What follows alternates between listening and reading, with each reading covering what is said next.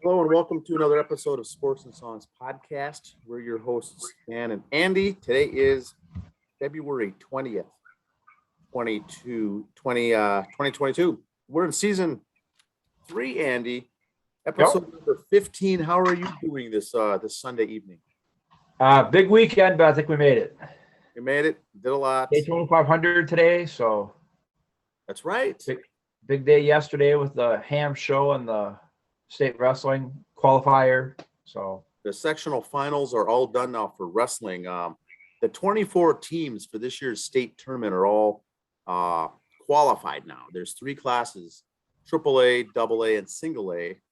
8 teams make it from each. There's 8 sections in the state at each class level. The winners were awarded Friday and Saturday, so they're set. The brackets are not ready yet. They'll be ready probably tomorrow as far as who plays who. Yep. That's still another week out yet. You know, they do the individual wrestling this coming week and then the state tournament. And but we'll get more into that. Olympics wrapped up today. Yes. The men's hockey team kept up tradition I was reading this morning of excessive partying on the Olympic campus. Uh-oh. Yes. Started with the men's team, or when the pros did it. Brett Hall and all them back then when they didn't medal, but they all got in trouble for partying too loud and making too much noise, after curfew, because you're grown men and women there, but it's kind of a college campus attitude too because of curfew and stuff, because you're athletes at an event, And I guess the men's team this year kept up tradition is all they basically said in the story. Leave it at that. Yes. Loud noise. Now, what do you do? Not invite them back in 4 years? No. But I think the way bad black eye this could give is half of these kids or more were college players. Yeah. So if you're good enough in 4 years to come back, are they going to invite you back because of this? Or are you guilt by association? Are they going to know who the bad parties were? I don't know. Because it's run by John Van Beesbrook, former NHL goalie for the Rangers. So it's a committee. So if they got to get the hand pick, it's not fan voting like an all-star game. You pick your buddy, Yeah. I like him. He does cool commercials. No, that's not how the Olympics work, So we'll see if that has any ramifications in 4 years, how that works out or not. But, nothing major. They didn't kick him out. Were they playing, Beastie Boys at 10:30 at night instead of 10? Who knows? But, whatever the issue was. But awesome. Well, my trivia question, Andy, is relates to the Olympics. Okay. It relates to Olympic downhill skier Peekaboo Street. I remember the name. Remember the name? She's now 50 years old. The question, she's went to Hall of Fame, I think, in 2014. Wait, we're 50 years old. Yes, so she's our age. I didn't think it was that long ago. I always thought she was like much younger than us or something. Well, that's what I looked it up to verify this story, because I didn't know the background of it. But the question for today is, when did she get her name? Oh, wow! Her first name. When did she get it? That's her legal name. It's not a nickname. Yeah, that's her legal name. When did she get it? And what's it named after? What's it named for? I think I know. It relates to Olympics, Andy. Not current, but it relates to. Okay. We'll come back later in the segment, come back to the answer for the trivia. But in the meantime, we can get started on. Yeah, it's not a nickname like Mookie Wilson was a nickname his grandma gave him. So he just wants Mookie all the time, Yes, or Mookie Laylock. That's her real name, yeah. The musical band.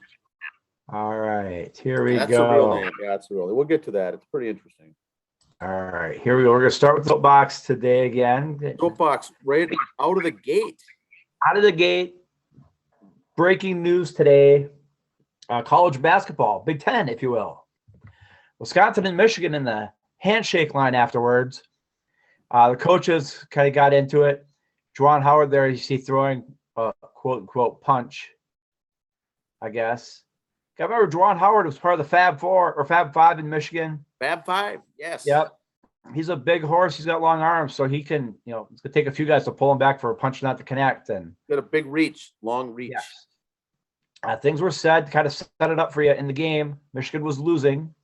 I remember Michigan was a 1 seed last year in the tournament, and just a few games above 500 right now this year. So, I mean, they lost the Gophers for God's sake this year. So he's kind of got this little chip on his shoulder because he was coach of the year, and I'm Juwan Howard, and I always thought he's a little bit of a mess, but he's a good coach. Don't get me wrong, but he's a little bit of a hothead, as we see here. If you recall, last year he got in a fight with in the Big Ten tournament, coach from Maryland. He got ejected from the game, and the other coach got ejected. There was Juwan at the press conference today. When asked why he threw the punch, he goes, "For someone to touch me, I think that's very uncalled for him to touch me. That's why he threw the punch." Also in the game, I guess, there wasn't much time left. The Wisconsin coach called a timeout, and they were up by like 15, 20 points. So Juwan's like, I'm going to remember that. Okay, I didn't see the game. I didn't see much of the highlights why the guy called a timeout. Get over it. Maybe one of the players, did he sub somebody in? I don't know. Was someone cramped? Who cares? So he called a timeout. So like you put the Stars back in to win by 25 instead of 20 or something like that. Who cares? Like I said, this happened last year with Juwan in the Big Ten tournament with Mark Turgeon at Maryland. I'm not a very patient person myself. If I was the head of Michigan, a lot of people are saying right now Juwan Howard probably gets suspended for the rest of the season, which is like, I think, 3 games. And he'll be back for the Big Ten tournament and the regular tournament. Not me. If I was the head of Michigan, Juwan, you're fired. They got to get rid of this guy. He's just going to be a case like this. Whatever, you're gone. See you, bye. But then again, I'm not the president of Michigan, so let's get back to the high school stuff. Gymnastics, girls gymnastics meet was this weekend. I'm not going to go through the individual results because kind of like with track and a lot of stuff with wrestling, you got multiple classes and events and everything else. So we're just going to hit team stuff. You go to the high school site. They got all the individuals listed there for all their little individual things. Class A, Watertown Mayor, first place. There they are. Mankato West, second. Big Lake, 3. That number on the far side there is their section, and the place on the other side. So Watertown Mayor, Mound Minnetonka is first. And there we go on down the list. Wow. Very Nice. tight score total. 145.75. Mankato West at 145.6. So very close. And in AA, Wayzata, New Prague, and St. Cloud. New Prague got second. I wonder if they pouted there too. I don't know. We'll get to that later. Girls hockey, the state tournament is set for sections. Here's what the brackets look like for AA girls. On the left side of the bracket as you hold it in your hands. Now, they seed the first 5 teams, and the other 3 are considered a quote-unquote random draw. So you got Northfield against number 2 seed Edina. We'll be kicking it off on the 24th on Thursday at 11 a.m. at the X, as we call it. In the afternoon game, Tonka will be the home team against Burnsville. The right side of the sheet is Brainerd. Will be hosting the first night game against, or will be playing the first night game against Andover, the 1 seed. And 5 against 4, Gentry Academy against Maple Grove to close out that night, the first night there. A, left side of your sheet's got Mankato East against the number 2 seed Orono. They'll be on the 23rd. Big schools get to play Wednesday, Friday, Saturday. Little schools go Thursday, Friday, Saturday. Then Wednesday, Albert Lee with the other random draw against Proctor Hermantown, the 3 seed. Folded over, look on the right side of your paper. Random draw, River Lakes Stars against Warroad High. And then the Laverne Cardinals against South St. Paul, 5-4 game that night. Girls hockey always fun, kind of. And this is no offense to anyone else with dance and gymnastics this weekend and other stuff coming up. But this is the tournament hotbed. How you got hockey, you got wrestling, you got boys hockey, you got the basketballs, boys and girls. So it's kind of every weekend something big going on downtown. Boys hockey regular season stuff. We'll get some standings here, the rankings, if you will. Crete Durham Hall 1, Hill Murray 2, Benilde 3, Maple Grove 4. Moorhead jumps up to 5. Got to watch out for them spuds. A class, Hermantown Warroad, Delano jumps up from 4 to 3. Watch out for them Tigers. Girls basketball. A few notes here as we go through for basketball ones. Class 4A. Hopkins, Eden Prairie, Chaska, Minnetonka. Read some stuff in the news about the Minnetonka basketball team, the coach stepping down for different reasons, things with the team at Hopkins. Every time I read something, I go to the next story later on. It's a totally different story. So bringmethenews.com is a site I've been getting a lot of it from. Carol Levin's site had some. The Strib had some. Read it yourself, get your own opinion. This story is always changing. I'm going to wait for the smoke to settle before I even say anything on it. Because, again, this being a podcast, not a live show, we're recording this Sunday. If you read it Thursday, this story might change 3 more times by then. So I'm going to wait for the smoke to settle and say my bit. But as of right now, the coach at Minnetonka has stepped down for the girls basketball team. So we'll see what happens here. As you see, you'll get, let me go back here. Yeah, Hopkins, Eden Prairie, Chaska, Tonka, the top 4.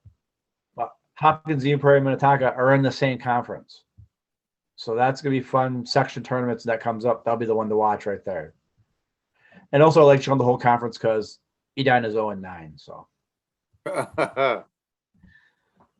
Class 3A, Becker, Academy of Holy Angels, and St. Paul Como Park are your top 3. Really, the top 10 didn't change from last week. So there we go for that. 2A, the Academies, Minnehaha and Providence 1-2. St. Croix Lutheran and Holy Family 4. Kind of brings me again.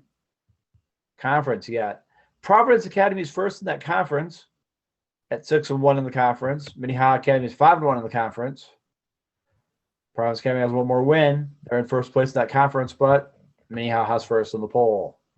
So, again, that's why high school and college polls, we don't hit the college polls a lot here, too, because, again, that's such a revolving door on, well, hey, they're number 1, but again, they lose 2 days later, it changes. It's always changing. Although in a couple weeks, we will start following them more as tournament time comes up. 1A, girls, Mountain Iron still number 1, now with 3 losses, but still number 1.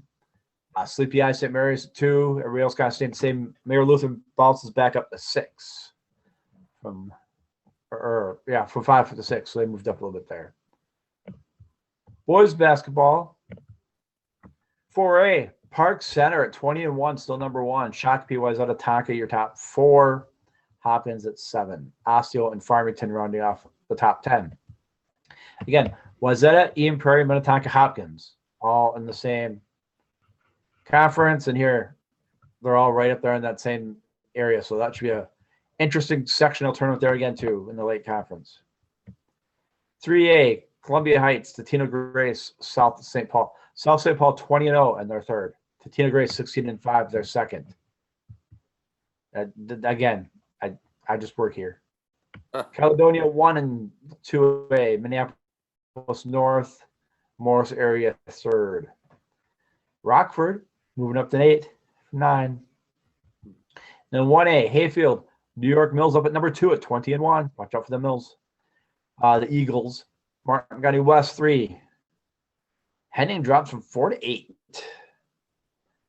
Doesn't take a genius to figure out they must have lost that week somewhere.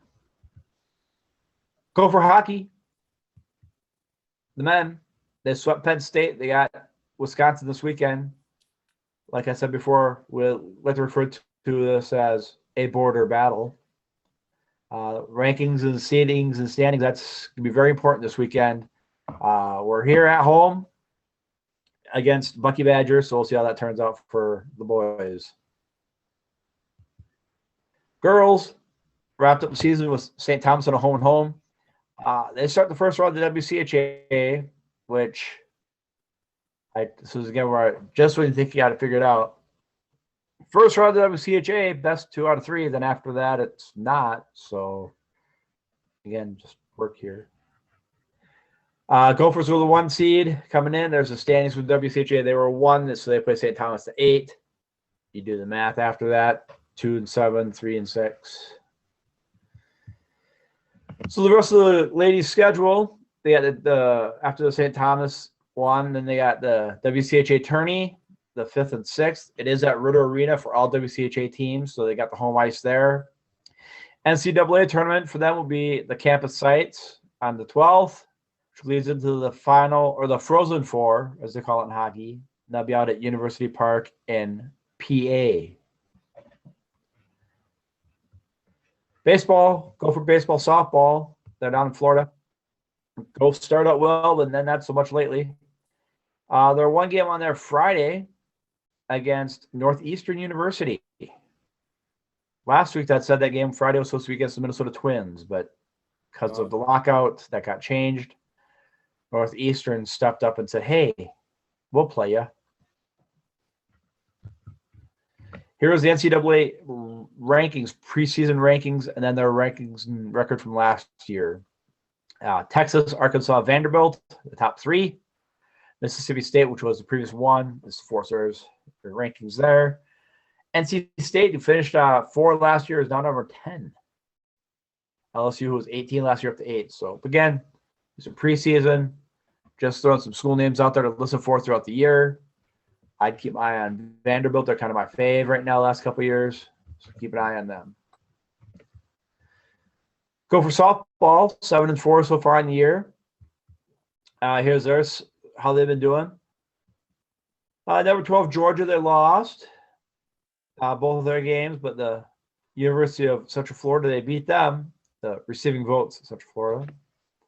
Took care of Longwood and Fresno State, and lost to Grand Canyon in Arizona. So those first few games were Florida, then they went to Arizona for some games.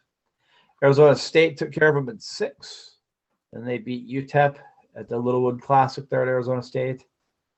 Took care of Illinois State.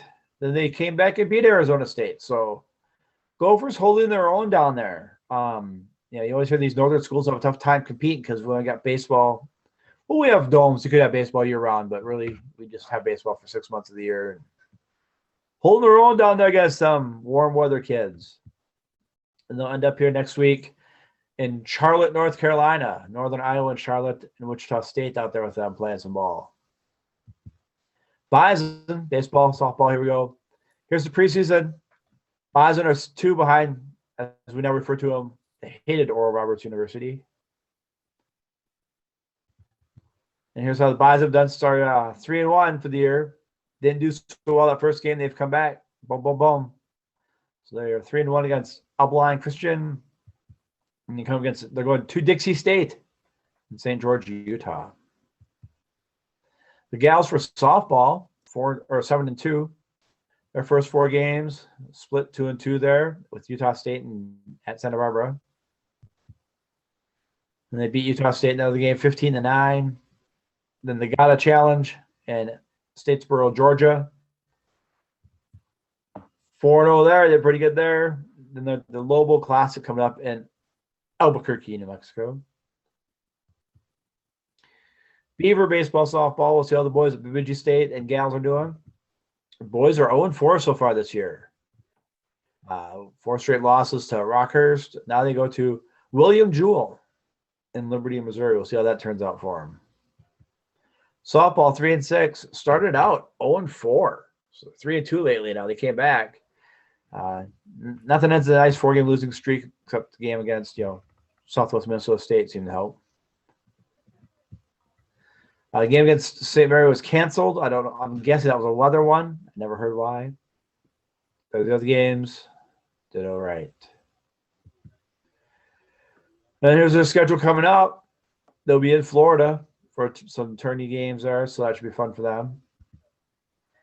One little bit on town ball. 2 town ball bits, really. First of all, for those of you who play town ball, high school ball, small college, big college, we're looking for the all-hair team, the all-flow team for the end of the year. Submit your applications, your pictures, just send to us on Twitter.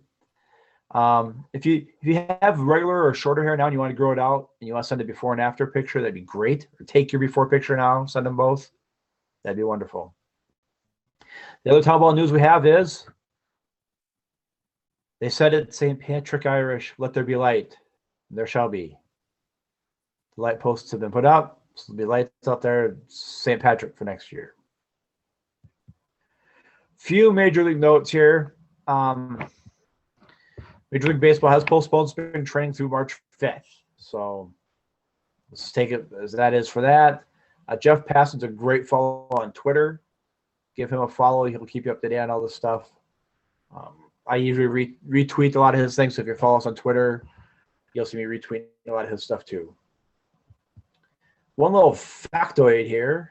Speaking of GOATs, Nolan Ryan had 4 seasons in his 27-year career where he had more strikeouts than base runners allowed. That was at the ages of 40, 42, 43, and 44. Sure glad he figured that out as he got older. Now that's an unreal stat right there. Yeah, but you look at his early career, he had a real big trouble with walks. Yeah, would lead the league in walks, be up there in walks, also along with strikeouts. That's kind of, he must have got over that as he got old. Wow.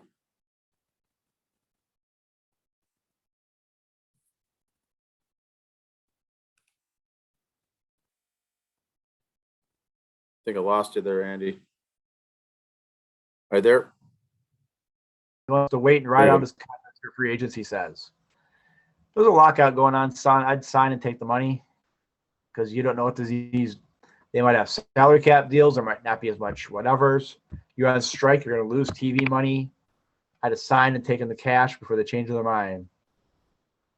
Because you ride it out and you blow a knee this year, you're getting 2 years at a $3 million. So concerts, just a few concerts I want to bring up here. Our friends Medina, March 4th is the makeup date concert, like I said, for Winger and George Lynch. It's coming up Friday night. The 11th and 12th. The 11th, Thunderstruck with a special guest, Them Pesky Kids. It's Friday the 11th. And the 12th, Hype with guest, the 70s Magic Sunshine Band. So there you go there. And March 25th, GB Layton with special guest Heartless coming up. And that's all I got. March 5th also, Excelsior Brewing will be down there watching Heartless. The staff and us, some of the staff and us will be down there. Yeah, that's Saturday, March 5th. Excelsior Brewing is going to host Heartless. It's a hardcover band. Yep.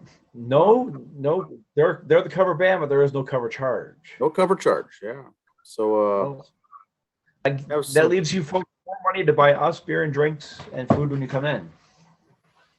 We'll be more than happy to do that for you. Exactly. That'll be a good show. So that's coming up. Like I said, we're in March Madness here officially. Not officially, but the state tournaments are kicking off. Yeah. Girls hockey, then it's going to be wrestling, and then boys hockey, and then I think girls basketball. The boys basketball. Yep.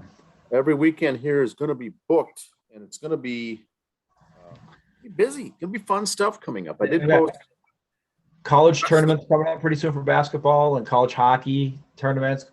Big college basketball. Final Four. Yep.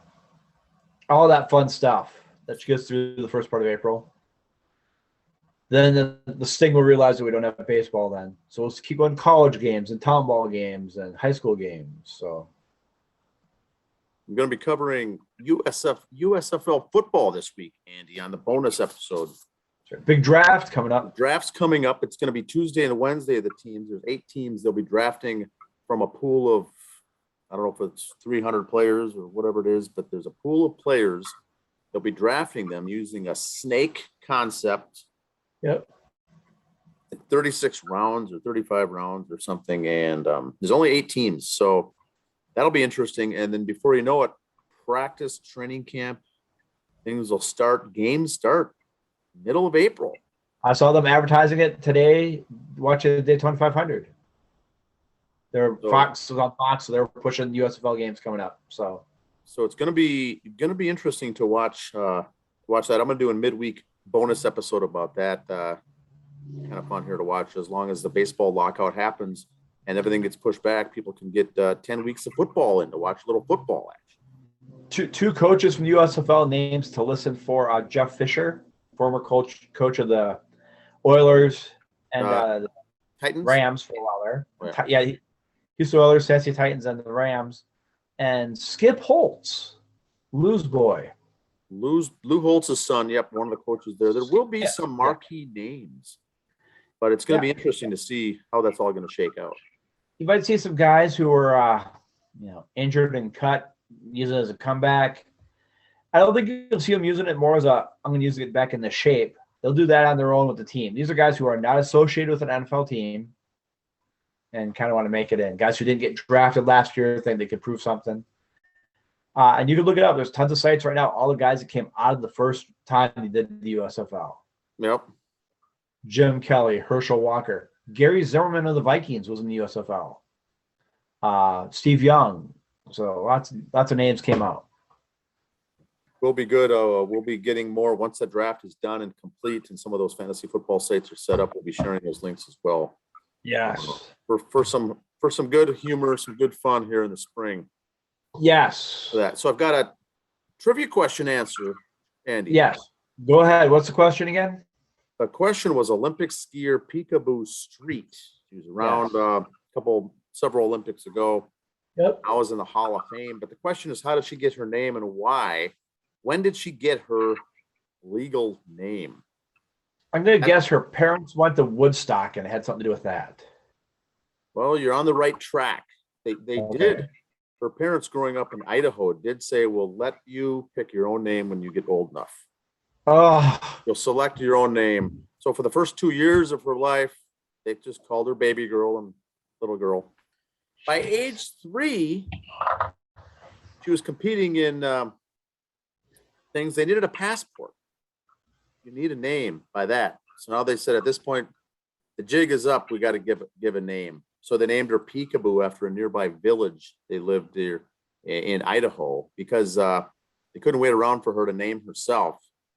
Passport was due. They needed a name. So her name is Peekaboo, legally Peekaboo, after a small village in Idaho where they grew up on a small farm, actually. Peekaboo. I'm afraid what I would have been named if I had that choice. So they named her Peekaboo, and that was age 3. Age 3 was the correct answer. Wow. And now look what they let kids decide on when they're 3 years old. Gee.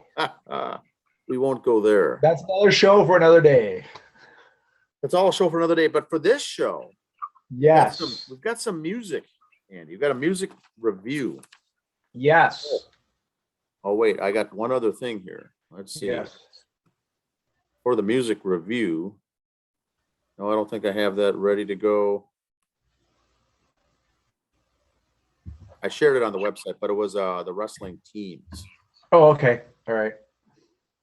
The teams that made it. It's shared on our website. There's 3 classes for wrestling for the teams. Individuals are this coming weekend, but the 24 teams are announced. This weekend for the album review is Keel.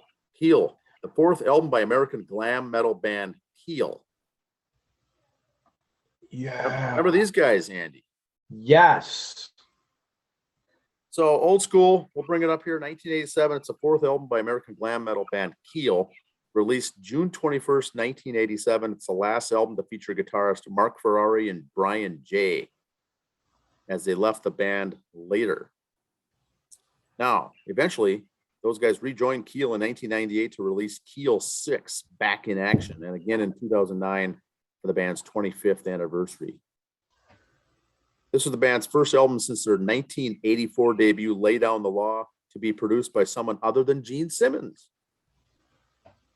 Gene Simmons produced their first 2 albums. And actually, the song Calm Before the Storm was co-written by Jimmy Bain of Dio and Rainbow fame.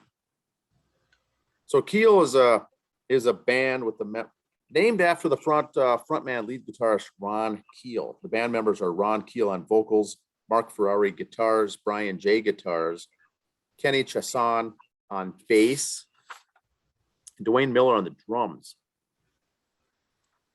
Now, the track listings. This was 1987. Glam 38-minute album. This nice, short, sweet, 10 songs. Song 1, United Nations. Song 2, Somebody's Waiting. Song 3, Cherry Lane. Song 4 is Calm Before the Storm. That's that Jimmy Bain song, Calm Before the Storm. King of the Rock, song 5. Next is It's a Jungle Out There, song 7. I Said the Wrong Thing to the Right Girl, song 8. Don't Say You Love Me. Song 9, If Love Is a Crime, I Want to Be Convicted. Very good lyrics there. When you get into the cheesy lyrics from the 1987s, this would be up there in the top 10. And the final song is called 4th of July. Studio released Los Angeles at Amigo Studios. It was a studio they used. Came out on Gold Mountain label. Now, backing vocals on song 6 and 9 was Jaime St. James. Yes. And but there's not much there on the album. The thing that's more interesting thing here, I think, Andy, is Ron Keel. Even though we're reviewing the album, it's the lead singer Ron Keel actually began his recording career with a Tennessee-based band named Lust. So once again, we're back to the junior high group, but he was in a Tennessee rock band. Next, he relocated his Nashville band Steeler to LA in 1981 and became a top draw in Southern California scene. In 1983, they signed with Shrapnel Records and released their self-titled album for Steeler. But guess who the guitarist was? Yngwie Malmsteen. Our boy Yngwie. Yes, Yngwie was their guitarist. So, Keel has a huge background, but I think he's probably one of the most famous people no one knows about. In fact, he was briefly the lead singer of Black Sabbath in 1984, recorded some demos with the band. They've soon parted ways after having a falling out. Following that, he formed the band, simply called it Keel. They recorded a few albums, worked with Gene Simmons. 1990, Ron Keel formed the band Fair Game, a project Keel fronted with 4 female backup musicians. During two of the songs were recorded by the band, featured in the soundtrack for the movie Bad Channels. Now, for most of the 90s, Ron Keel rebranded his music as a musical artist as Ronnie Lee Keel. He toured and recorded as a country music artist. Wow. Then actually returned in 1995 to Nashville to front up a band called Rattlers that released an album called Thick as Thieves, and then went on to tour U.S. military bases throughout Europe. Now, as a country songwriter, Keel's compositions have appeared on dozens of major films and television shows, such as The X-Files and King of the Hill. A lot of that music is composed by Keel, Ron Keel himself. Now, in 97, he returned to the heavy metal scene, did a collaboration with Project One with the Japanese guitarist. Then in 2000, he came in, he mixed some country music, Andy, with Southern rock. And so he went that route. Then he established himself in Vegas as a country tribute artist. He was doing tribute bands of country songs in Vegas at the Fitz Casino Hotel in Las Vegas, as well as a 2-year run at the Golden Nugget. Then in 2008, before he reformed his own original Ron Keel band, he formed a band named K2. I remember that a little bit. Worked a little bit there. Then he got on syndicated radio in 2012, doing multiple AM/FM online radio stations worldwide.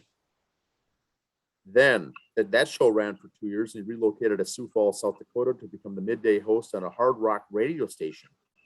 Then he became the front man of the Badlands House Band at Badlands Pawn, Gold, and Jewelry. Although Keel enjoyed excellent market ratings, that radio station ceased to exist due to financial and legal issues related to the business ventures of the station's owner. Well, then Keel relaunched his own syndicated radio show today that continues to feature interviews with rock stars, industry insiders, and that goes on stations worldwide. Then in 2014, after getting kind of a year of getting a little bored, he published his own autobiography called Even Keel: Life on the Streets of Rock and Roll. And this also coincided with his release of his first rock solo album called Metal Cowboy. So right now, Keel continues to make Sioux Falls, South Dakota his home, where he and his band have a tremendous following and support. So although the album reveal here was Keel, that was I would call it very average, maybe above average back in the day in the 80s. He's been putting together music for 40 years, this guy. Yeah, and when he did the Vegas shows, country music was the thing in the early 90s. So if you had a hook and you could do tribute bands in Vegas, they took you. So Yeah, right, got the right place there. This is one of those guys, Andy, that's basically done it all, from country to southern rock to hard rock to metal to glam. Wrote an autobiography, radio show host, and got a tremendous following to this day. In Sioux Falls, South Dakota is where the man is huge. You look when he came out, though, that was the deal. You went by the lead singer's last name. You had Keel, you had Dokken, you had Winger, Slaughter, Dio. You just went by the guy, the guy's last name and the lead singer's last name, and you just happen to have a cool name, so it worked. I kind of liked Keel. They were cool to listen to. They kind of had their moment there. Again, someone says, "Oh, you like Keel? Name me 3 songs." I couldn't. I liked them. I remember listening to them. Couldn't name me 3 songs that they did. If I heard one, I'd go, "Hey, that's Keel." Would they be like a Firehouse or a Warrant kind of a band in that? Warrant for style of music, you mean? Brittany Fox, kind of a genre. For style, yeah, they would fit right in there with that type of stuff, or maybe with Kicks, that sort of stuff. Kix. Yes, Kicks. They would fit more into that, I think, because the man's got talent. Look what he pulled off. Country music. I like the fact that he pulled off 2 years of the Golden Nugget in Vegas. Doing tribute. And now he's done some Kiss tribute albums. Yes, he's done like 2 or 3 of those, and a video too, or DVD or something like that. So Ron Keel's been around for a while. He's one of those names you probably not recognize, but if you go to Sioux Falls, South Dakota, boy, he kind of landed here sitting pretty to finalize, to round out his career there. Go from Nashville to Sioux Falls. He was playing in the house band, and they became really wildly popular. Usually, you get born in Sioux Falls and retired in Nashville, not the other way around. He ended up there, ended up north, came out of Nashville, decided to take his band to LA, and actually became very good in the southern LA rock scene in the 80s. But oh boy, that was a lot to compete with back then when that was just taking off huge. Yeah. Spun his wheels for a while. I'd like to read that autobiography. I'm sure that's good. We'll get to that though on another time, another topic for another show. But I always like reading those autobiographies of the rock stars. Yeah, that'd be a good read on a road trip somewhere. One guy drives, the other guy reads. That's all I've got for today's. What's that? Sorry. Maybe he's got an audiobook version of it. Oh, he probably does. He's run the gamut on everything. He's done everything else, right? Why not an audiobook for it? Yeah. He conspired, went together and contributed with the Japanese guitar star there in Japan on a solo effort as well. So kind of done it all. That's all I've got for today's show. Do you have anything more for sports, music? My midweek stuff will be, if anything breaking happens in wrestling, I'll take care of that. And me and Jason will cover that. Also, once the matchups come out, if you will, for wrestling, I'll cover that on a midweek. We'll go over the girls' hockey when that starts. Follow the Facebook page and Twitter for scores for girls hockey throughout the tournament. We'll cover that next weekend, the finals. Now, like we said, I'll do a coverage, kind of an overview, a brief overview on the USFL, because they also have a very integrated education tuition plan they've come up with. They've worked with these players that either didn't finish school or didn't go to college or couldn't get into college due to grades. They're doing a comprehensive plan to provide players that make the team free tuition. Free to get college, to get their degree and move ahead forward. Because a lot of these kids are community college kind of guys that are eligible now for the USFL. Yeah. And they're not going to need that college degree or that college background that the NFL draws from, the big Division I and Division II schools. This is going to open the door. It's another audience, another demographic that they could pull from, that these players, these talented football players, didn't really have a niche to get into the pros from. They can use this avenue now. Yeah.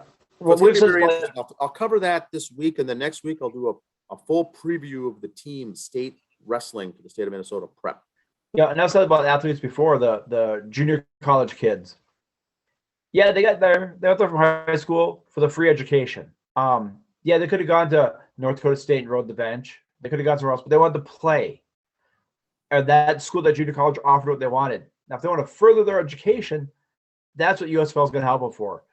It's not going to be for Johnny Dropout at 16 who's been sitting around, hey, I want that free college tuition at Florida State or at Notre Dame. That's not what USFL is going to pay you for. No. It's a guy to kind of give you another year or two to top off your degree, stuff like that. So 16-year-old kid who dropped out of school, this is not your ticket in. And it's not a loan repayment program. It is free. Right. So if you work out, you make the team, you get drafted, you'd like to take that option. It's a great choice. So I'll cover some of that on the show. Yeah. All right. That's all I got, sir. That's all I got. Have a good week, everyone. See ya. See ya.